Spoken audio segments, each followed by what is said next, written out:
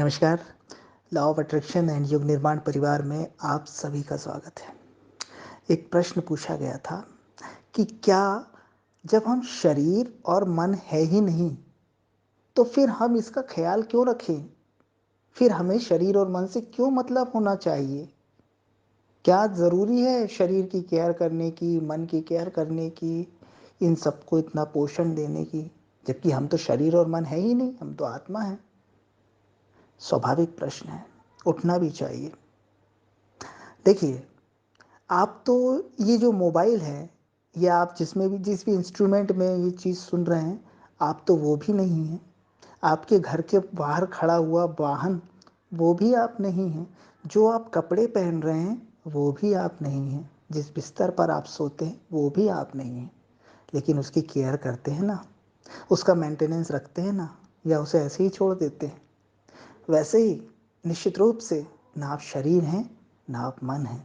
लेकिन इसकी देखभाल, इसकी केयर करनी तो ज़रूरी है ना, क्योंकि कहीं न कहीं यही आपके लक्ष्य तक पहुँचाने का आप माध्यम बनते हैं, शरीर और मन। शरीर और मन को समाप्त नहीं कर देना है। इसकी विकृतियों को, इसकी विसंगतियों को, इसकी परेशानियों को, इसके विकारों को दूर करना है, ताकि आपकी जीवन यात्रा और आध्यात्मिक यात्रा दोनों सरल हो सके। अगर आपका मन खराब है, आपके मन में विचलन है, आपका चित्त अशांत है, नेगेटिविटी से भरा हुआ है, तो बताइए आप कैसे सफलता हासिल कर सकते हैं? ये माना कि आप मन नहीं हैं, लेकिन मन को तो ठीक करना होगा ना, तब तो आप अपनी यात्रा पूरी कर पाएँगे, तब तो आप इस जीवन की यात्रा को सफलतापूर्वक आगे ले जा पाएँगे। वैसे ही आप शरीर नहीं हैं, निश्चित रूप से शरीर नहीं है, लेकिन शरीर पर अगर चोट लग गई, कोई घाव हो गया, कोई बीमारी आ गई, तो आपका तो पूरा अटेंशन उस बीमारी पर, उस चोट पे लग जाएगा। फिर आप कैसे अपनी जीवन यात्रा को बढ़ाएँगे? आप एक सफ़र पर निकले हैं, मान लीजिए आप दिल्ली से चेन्नई के सफ़र पर निकले हैं और आप सोचें कि मैं तो ये वाहन हूँ ही नहीं, तो इसमें इसका फ्यूल की मैं चिंता क्यों करूँ? इसकी हवा-पानी की मैं चिंता क्यों करूँ? मैं तो ये हूँ ही नहीं। तो क्या आप गंतव्य तक पहुँच पाएँगे? नहीं पहुँच पाएँगे। वैसे ही आप शरीर और मन नहीं हैं, लेकिन फिर भी आपको शरीर और मन की देखरेख करनी होगी। अध्यात्म में शरीर और मन की देखरेख से मना नहीं किया गया है। शरीर को सुखाने, कष्ट देने, पीड़ा देने, तपाने, इसके लिए भी नहीं कहा गया है। शरीर और मन से सिर्फ तादात्म्य खत्म करने की बात की गई है। आइडेंटिफिकेशन खत्म करने की बात की गई है कि आप ये जान जाएं कि आप शरीर और मन नहीं हैं।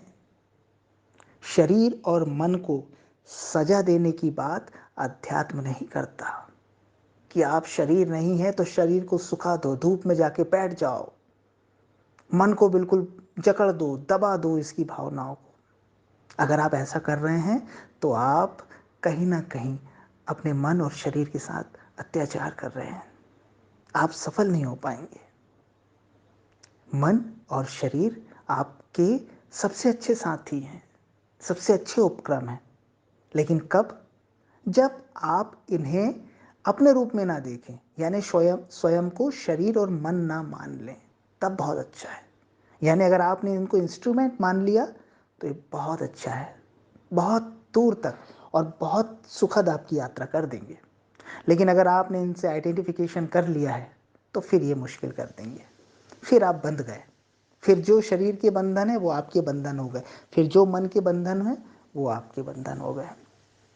एक बार एक घुड़सवार घोड़े पर बैठकर बहुत तेजी से जा रहा था, बहुत तेजी से। तो किसी ने पूछा, अरे यार तुम कहाँ जा रहे हो इतनी तेजी से? तो घुड़सवार बोला, मुझे नहीं पता ये घोड़ा कहाँ ले जा रहा है, मैं तो बस चला जा रहा हूँ। तो इस अवस्था में आपको नहीं होना है कि मन कहीं ले जा रहा है, शरीर कहीं ले जा रहा है और आप चले जा रहे हैं। ये होता है तादात्म्य, ये होती है गुलामी, ये होता है आइडेंटिफिकेशन। लेकिन शरीर और मन आपके अकॉर्डिंग वर्क कर रहे हैं। आप जान पा रहे हैं, हर क्रिया के प्रति जागरूक हैं, होशपूर्ण हैं, तो आप इनके राजा हुए। और फिर आप आसानी से अपनी सांसारिक और आध्यात्मिक ज़रूरतों को पूरा कर पाएंगे, अपने परिवार के लिए भी कुछ कर पाएंगे, समाज के लिए भी कुछ कर पाएंगे। तो यही अनुरोध है कि शरीर और मन से घृणा मत करें। ये निश्चित है कि आप शरीर और मन नहीं हैं, तो भी ये एक महत्वपूर्ण उपक्रम है आपकी जीवन यात्रा के महत्वपूर्ण साथी है। इनका भी ख्याल रखिए। Thank you.